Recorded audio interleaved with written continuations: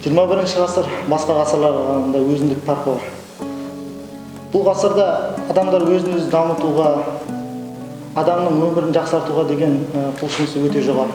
Бұның көрінісі ретінде әртүрлі өмірді жақсартатын тренингтер оның сұранысын білдіреді. Енді бүгін біз Машхур Жүсіп шығармасындағы дем философиясы туралы сұхбаттасатын боламыз. Бүгінгі біздің сұхбатта өрбітетін Ғақлия бағдарламасының сарапшысы Омар Жәлелұлы. Қош келдіңіз аға. Қош көрдік. Ең бірінші сұрақ дем түсінігіне тоқталып кетсеңіз. Машхур Жүсіп өзінің еңбектерінде адамды осы өмірмен жалғап тұрған дем деп айтады.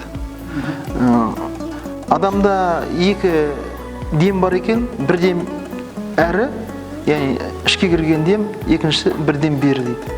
Сонда адамның денсаулығының қуатты болуы осы демнің қуатына байланысты екен. Сонда Машхур Жүсіп атамыз айтады, адамның демі кірген кезде қызылған болып кіреді, шыққан кезде бүкіл адамның денесін аралап сыртқа шығады ғой, дем, сол кезде қараған болып шығады дейді. Яғни қазіргі медицинадағы, біз биологиядағы айтып жүрген оттегі мен көміртегі. Содан адамның өмірі аяқталғанда қазақтар бұрын демі таусылды деп айтады екен. Немесе адам егер бір қиналып тұрса, дем берді деп айтады екен. Дем берді. Сіздің сөзіңіз маған дем берді. Мысалы, дем ал дейді мысалы. Дем ал дегеніміз бізде енді айтамыз ғой, дем ал дегеніміз, демалыс деген сөздер шығады. Осының бәрі мынау адамның физиологиясымен, өмірімен тікелей байланысты термин деп айтады. Осы демалысты. Адамның демі ішке кіргеннен кейін қызылған болып кіреді дедік. Сол қызылғанның құрамында әртүрлі, қанның құрамында әртүрлі элементтер бар ғой. Соны мысалы өт дейді, қанды тазартып, өтте зерде болып жиналады дейді. Зерде. Біздің зерде деп жүргеніміз өтте болады екен. Қанның құрамындағы нені, қара құрым дейді ғой, қара құрымды тала қалып қалады дейді. Өкпе қанның құрамындағы қақырықты алып қалады дейді, өкпе жинап қалады дейді. Бүйрек жаңағыдай суын алып қалады дейді қанның құрамындағы, сөйтіп ол жаңағы зәр болып шығады дейді. Міне осыны тазарған кезде, соны кейіннен тап-таза қан жүрекке барады дейді. Жүрек оны қайнатады, қайнаған қан бу болып миға барады. Сол жақсы ой қайнағады да, мидағы жаман ой қайнағады дейді. Сол жаман ой, жаңағы адам егер қанын тазартып үлгермесе, адамның қаны бұзылса, сол жүректің қайнатқан қаны бу болып миға барып, жаман ой қайнағады екен. Сонда Машхур Жүсіп атамыз айтады, жігіттер, сол өзіңнен шығып тұрған шайтан деген сол дейді, жаман ойың дейді. Міне содан бұл жерде біздің енді әңгімеміз сол демді қалай қуатты қыламыз, мәселе сонда болып тұр. Сонда адамның денсаулығының мықтылығы осы екі демнің қуатына байланысты деп әңгіме өрбітеді. Осы дем философиясының 6 шартының біреуі, ол үнемі жақсы көңіл күйде жүру, өзін жақсы көңіл күйде ұстап жүру. Бірақ мынау психологтардың бір түсіндірмесі бар. Жалпы адамда екі түрлі шкала болады дейді. Бірінші шкала жақсы эмоцияны есептейді, екіншісі жаман эмоцияны есептейді. Егер дейді адамның жақсы эмоциясы басым болып, жаман эмоциясы өте аз болып қалса, немесе жаман эмоциясы басым болып, жақсы эмоциясы аз болып қалса, адам депрессияға ұшырайды дейді. Екеуі рациональный, бірдей болып жүру керек. Оған қалай қарайсыз? Жалпы Машхур Жүсіп атамыз айтады, осы дем, адамның өмірінің арқауы болып тұрған дем қуатты болу үшін 6 нәрсе керек дейді. Соның біріншісі таза ауа дейді. Таза ауа.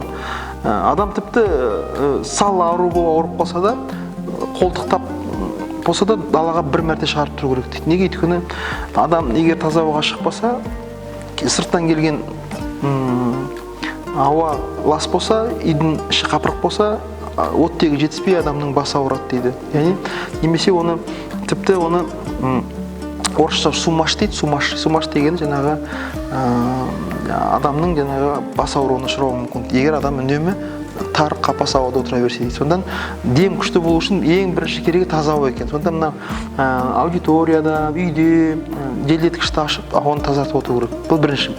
Екінші, дем күшті болу үшін үстін қозғалыс керек дейді. Үстін деген сөзін біз қазір ұмытып қалдық. Үстін деген ол үстін өсіп отыратын динамикалық қозғалыс. Жай сылбырап, аяғыңды әзер алып жүру емес бұл. Үстін қозғалыс керек екен дем күшті болу үшін. Яғни қазіргі былай айтсақ, белсенді өмір сүру тәсілі. Үшінші, жақсы тамақ дейді, дем күшті болу үшін. Қазақ айтады дейді, ауру бастан, дау қарындастан.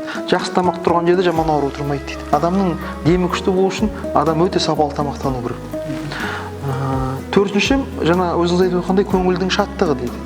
Қазақ айтады дейді, ит өз құйрығын өзі көтеріп жүрмесе, кім көтеріп жүреді? Яғни адам өзінің көңілін көтеріп жүру керек. Және оны сізге ешкім көтеріп бермейді ол көңіл күйді.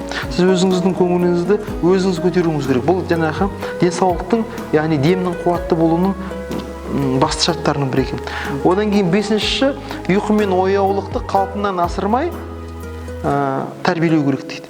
Яғни ұйқыда мөлшерінде болу, ояулықта мөлшерінде болу, дем қуатты болу. Және алтыншысы, адамда болатын өкпе, реніш, қайғы, ашу деген нәрселерден аулақ болу керек дейді. Өйткені Машрус батамыз айтады, тіпті қатты қуаныштың өзі адамды өлтіріп жүреді дейді. Немесе қатты қайғыда екеуі де өте зиянды, екеуі де адамды өлтіріп жүруі мүмкін дейді. Міне осы 6 шарт сақтаған кезде адам ұзақ және сапалы өмір сүреді екен. Сондан негізінен неге бұл әңгіме қайдан шықты деген кезде қазақта өзі екі ғанибет бар екен. Ғанибет деген сөз арабтың ғанимат деген сөзден шыққан екен, олжа деген сөз екен. Мысалы жауға шапқан кезде трофей түседі ғой, олжа. Сонда қазақ айтады, өмірде екі ғанибет бар дейді. Біреу дем ғанибет, екінші дидар ғанибет дейді. Сонда дем ғанибет деп отырғанымыз осы, адам егер сау болса, дені сау болса, бірінші байлық я денсаулық дейміз. Адам туылған туысқандарымен, дос жораларымен, жақын адамдармен жүздесіп дидарласуға мүмкіндік алады екен. Осы екі ғанибеттен басқа ғанибет жоқ дейді қазақ. Қазақ сөйдеп айтты дейді. Жалпы ұйқы мәселесін айтып кеттіңіз ғой, норма деген. Ол қанша? Мысалы, жасқа қарай өзі ұйқының азаятыны белгілі? Енді ол сіздің тәрбиелеуіңізге байланысты. Негізінен қазіргі физиологтардың айтуы бойынша жас балаға ол 8 сағат ұйқы. Адам жасы ұлғайған сайын ұйқы азая береді. Оны қазақ құс ұйқылы дейді. Бірақ ол өзіңіздің, мысалы, сіз егер өзіңізді 4 сағатқа тәрбиелесеңіз, мысалы, ақырын 4 сағат ұйқы сізге жеткілікті болады. 5 сағатқа тәрбиелесе 5 сағат, 6 сағатқа 6 сағат. Бірақ адам белгілі бір мөлшерден асырмау керек, өйткені ол өте зиянды болады. Ал енді мына Кейқауыстың жазған кітабы бар ғой, атақты Кабуснамеде. Онда сол Кабуснамеде Кейқауыс өзінің баласына жазған өсиетінде айтады, сөткеде 24 сағат болса, соны 3-ке бөлу керек дейді. Соның 8 сағатын ұйқыға арнау керек дейді. 8 сағатын жұмысқа арнау керек, 8 сағатын ол адамның бос уақыты дейді. Оны адамның өзінің әртүрлі жанын сергітетін, жанына қуат беретін өзінің жеке өзіне арнау керек дейді. Яғни кітап оқу, спортпен айналысу, серуендеу. Сонда адам бақытты және баянды ғұмыр кешеді дейді. Енді осы дем философиясының атауына келетін болсақ, бұл дем философиясының 6 шартында тек қана жақсы таза ауада демалу емес, жақсы тамақтану, спортпен айналысу, өкпелемеу деген сияқты. Неге дем? Оны атайтып тұр ғой, өйткені шын мәніндегі мына кітаптарда жазады, адамның бойындағы ең қымбаты демі дейді. Негізінен өзі не нәрсе оңай болса, оңай қолға түсіп тұрса, ол қадірсіз болады ғой. Шын мәніндегі кітаптар жазады, адамның бір демі дейді, бір демі. Мынау жер шары бар ғой. Сол жер шарының асты-үсті қазыналарын қосқанда адамның бір демі сонша тұрады екен. Ол өте қымбат екен. Сондан Жебірейіл періште Лаухул Махфуздан адамның бір демін дейді, бір демін, алатын бір демін 500 жыл жүріп алып келеді екен дейді. Құдайлық өлшеммен алғанда. Сонда бір патша болған екен Қытайда, Апақ-Ишан деген кісі. Сон бір патша сол Апақ-Ишанға несі тиіп, сөзі тиген ғой енді. Сөзі тиіп, содан тікішеге байланып қап дейді. Содан тікішеге байланып қалған, жел шықпайды дейді. Жаңағы қарны өсіп жатыр, күннен бүкіл емші, бүкіл жаңағы балгер бәрін жинады дейді. Бірақ ем жоқ дейді. Содан қатты қиналғаннан кейін бір ақсақал айтыпты, тақсырсыз шамасы сол апақ ишанға тіліңіз тиген болса керек, еме сол кісіден ғана болады депті. Сол кісіден кешірім сұраңыз деген ғой. Содан барып апақ ишанға барып айтыпты, менің тікішегімді шешіңізші, мен демала алмай жатырмын, демім шықпай жатыр. Мынау өлетін болдым мен, сізге мен байлығымның жартысын берейін деп айтты дейді. Бүкіл қазынамды берейін, байлығымды берейін, тіпті мына патшалығымды берейін, сіз мен тікішегімді шешіңіз деп айтты дейді. Содан бетпақ деп өзінің айыбын түсінгеннен кейін асат аяғын қарнына тірегенде дейді, жаңағы кісі парт етіп жел шығарды дейді. Сонда айтты дейді апа ишан, көрдің бе мені, бүкіл байлығым бір желге тұрмайды деп айтты дейді. Сонда қарасаңыздар, біз қазіргі кезде шын мәніндегі бірінші байлық денсаулық дейміз ғой. Сол көбінесе денсаулықтың қадірін ауырғанда ғана білеміз ғой біз.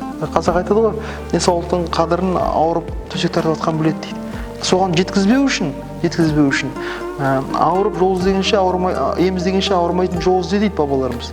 Осы дем философиясы бізге ескертіп отыр. Ең қымбатың бұл демің дейді. Демің таусылған күні бәрі таусылады дейді. Сенің жаңағы әуезе қылып жүрген байлығың, карьераң, басқа да дүниенің қызықтарының, бала шағаң, қатының, балаң, осының барлығы тек қана демнің арқасында ғана мүмкіндік болып отыр дейді. Сондан сен қазір сол демнің қуатты болуын қамтамасыз етуің керек. Сонда сапалы өмір сүресің дейді. Бұл жерде 6 шарттың біреуі орындалмаса, онда демің әлсірейді. Дем әлсірейді, адам ауруға ұшырайды.